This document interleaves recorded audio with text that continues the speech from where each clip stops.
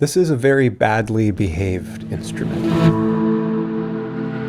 A wonderful and terrible combination of bell-like electric keys and haphazard electromagnetism. It is my pleasure to introduce the rudest imaginary instrument to date, Voltglas.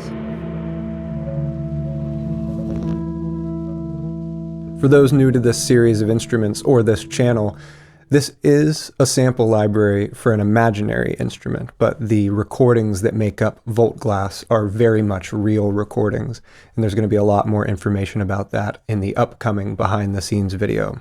Voltglas itself is very similar in shape and structure to other suitcase-style electric keyboards. It's got a range of keys that strike tines that vibrate over an electromagnetic pickup, and so out of the box that sounds like this.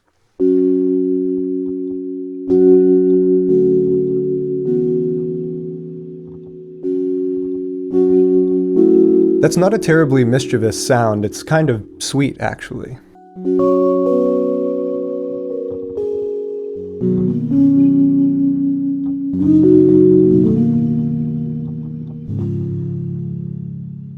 And that's a somewhat familiar sound too. It feels like a Rhodes or a Wurlitzer with a little bit more noise and chunk at the front of the sound. And this is thanks to these big metal levers that act as the keys for the instrument. This design in part addresses the mechanical advantage needed to strike suspended ceramic cylinders, which are the source of the tonality and the bell-like sound of the instrument. Now, it's not the right shape, but you can imagine this flower pot as the ceramic cylinders that are in Voltglas, and because it's suspended, it can resonate freely. But that also means that any movement and rattling gets translated down the support into the tine and into the pickup. These metallic levers or keys, or however you want to think about them, are not just designed to strike those ceramic chimes, but also as capacitive sensors, which means they're responsive by touch to anything that's conductive. But how is this all going to apply to an electric keyboard? Let's get into the layout and features of the interface so I can show you. Like the other two imaginary instruments, we have the design of the instrument itself front and center. And then we have mic signals and global controls off to the right, articulations and articulation-related controls off to the left. We start with the standard articulation here. That can be chosen in the drop-down from icons or key switches, and that's Voltglas being played as intended, which is that chimey electric piano sound from earlier.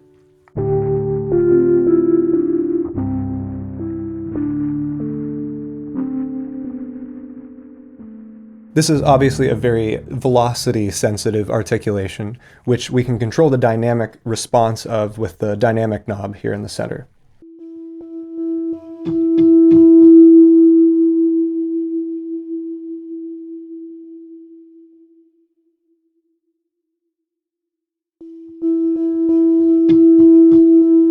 The clunky sound of those levers can also be dialed up or back to taste with the keys knob here.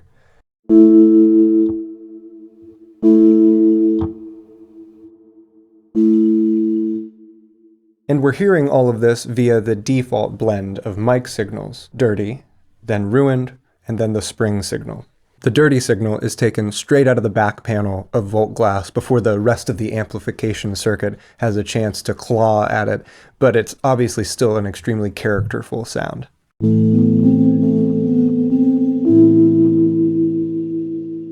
The ruined signal is what we hear at the very end of the signal chain, which I have admittedly pushed pretty hard to get a crumbling, noisy sound.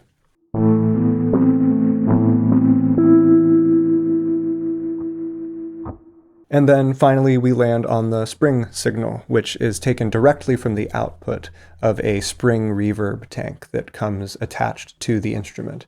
Not so much of a dreamy Motown sound here. This is a bit more like being musically electrocuted.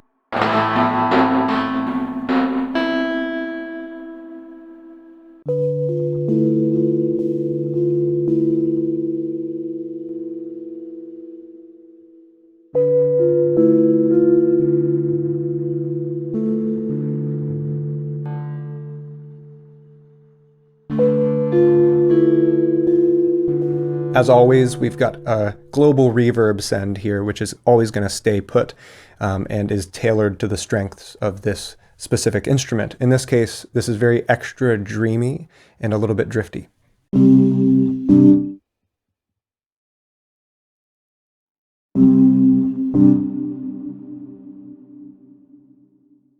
While we're over here playing with signals and global stuff, let's take a look at this little switch over here, the speaker toggle. Everything we've been hearing so far, signal-wise, has been coming straight out of the instrument, but Voltglas comes with built-in speakers. These speakers open like cabinet doors, and they're hinged to the outer edges of the instrument. And just like the ones that you would see on a portable record player, they're pretty cheaply built, but full of charm.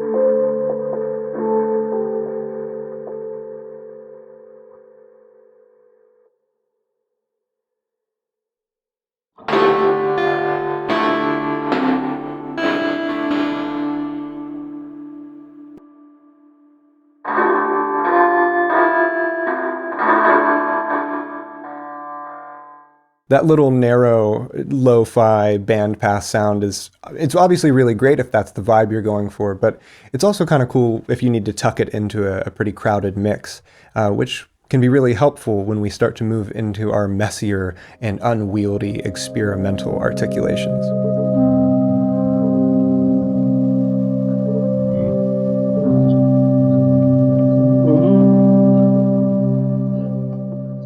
This is an articulation called magnet bowing, and it's here that the features of those metallic, touch-sensitive keys come into play. The idea was that touching the key would isolate and amplify only the note you were intending to play, but it was poorly implemented and, needless to say, harassing the keys and the circuitry with magnets can cause a lot of trouble.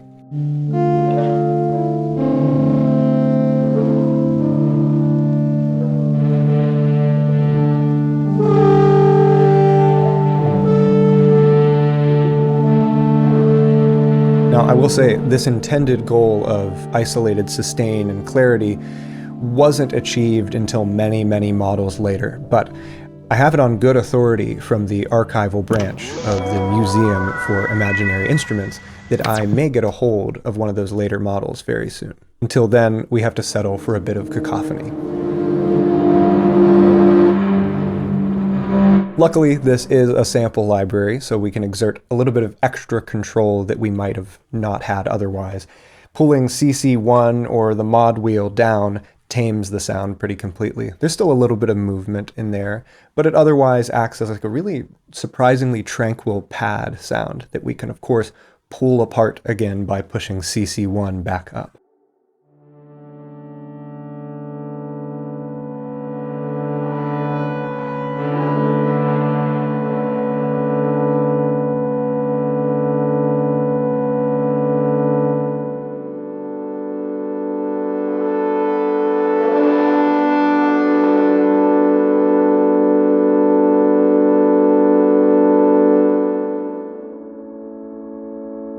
This kind of dynamic control and this random start toggle here, which I'll talk about in a second, play a big role in the next articulation too.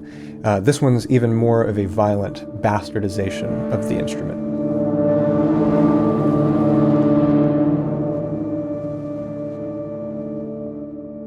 This is the overvolted articulation. It's the instrument at full throttle. Voltage regulators bypassed, helpless to a capacitive sensor feedback loop.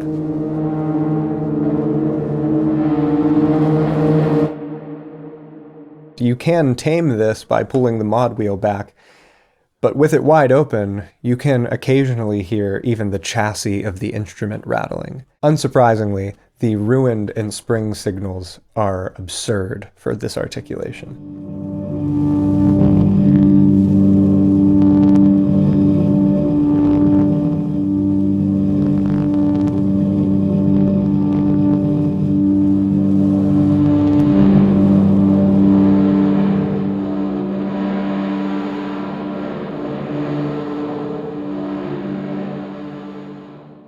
So I'd mentioned this random start toggle here in the last articulation. You'd be familiar with that if you're familiar with the previous imaginary instrument, the Hadelhorn. This control drops you into random parts of the sample.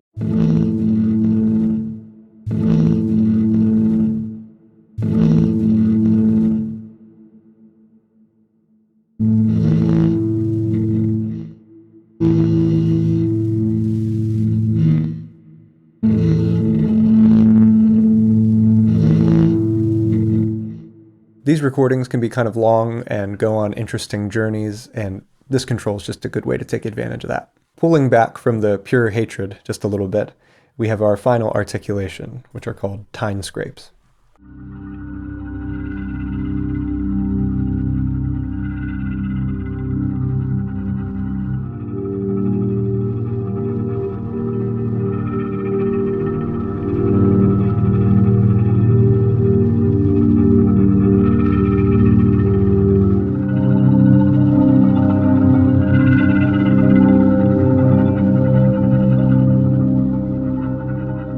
The tines and ceramic cylinders are especially easy to access by hand once Voltglas's faceplate is removed. And because those tines run up so close to the electromagnetic pickups, even light scratching on that apparatus can be picked up.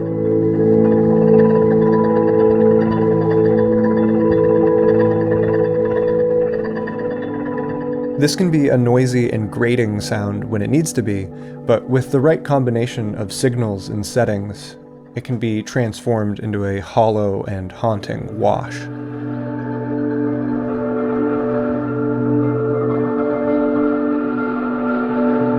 At time of recording, Voltglas is available at its intro sale price over on the website, and as a thank you for the continued support of Hearth and Hollow Audio here in its infancy, anybody who owns the Songwriter's Piano will get an additional $10 off of Voltglas as a part of the Messy Keys discount, which will be applied automatically during checkout.